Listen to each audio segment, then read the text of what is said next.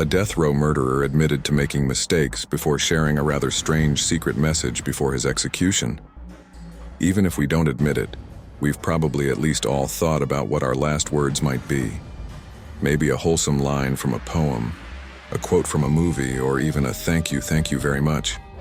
But not many of us plan to repeat the name of a vegetable, like this convicted murderer did.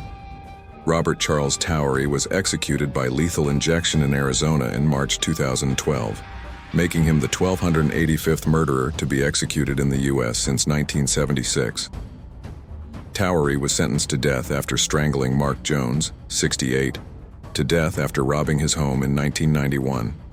He and accomplice Randy Barker went to the 68-year-old's home, who had previously loaned him money and hired him as a mechanic. Towery pulled out a pistol as Barker handcuffed him before taking valuables from the house. The murderer then injected him with battery acid before strangling him to death with plastic ties. Jones's body was found the next day, and the pair were caught when a security guard reported seeing them dumping the vehicle in a parking lot. Barker got a plea deal for testifying against Towery and was released from jail in 2001. Towery was aged 47 when he was executed and appeared to break down crying as he apologized for his choices, seemingly full of regret. He said, "I would like to apologize to Mark's family and friends for what I did to them. I would like to apologize to my family. So many times in my life I went left when I should have gone right, and I went right when I should have gone left. It was mistake after mistake."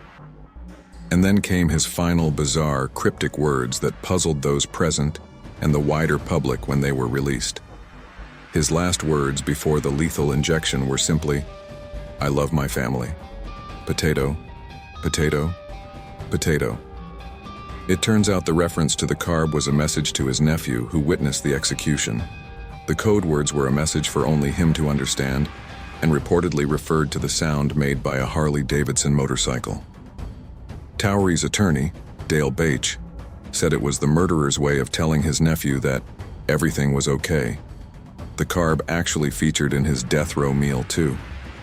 Before the execution, Towery dined on a final meal of porterhouse steak, sautéed mushrooms, baked potato with butter and sour cream, steamed asparagus, clam chowder, Pepsi, milk and apple pie with vanilla ice cream.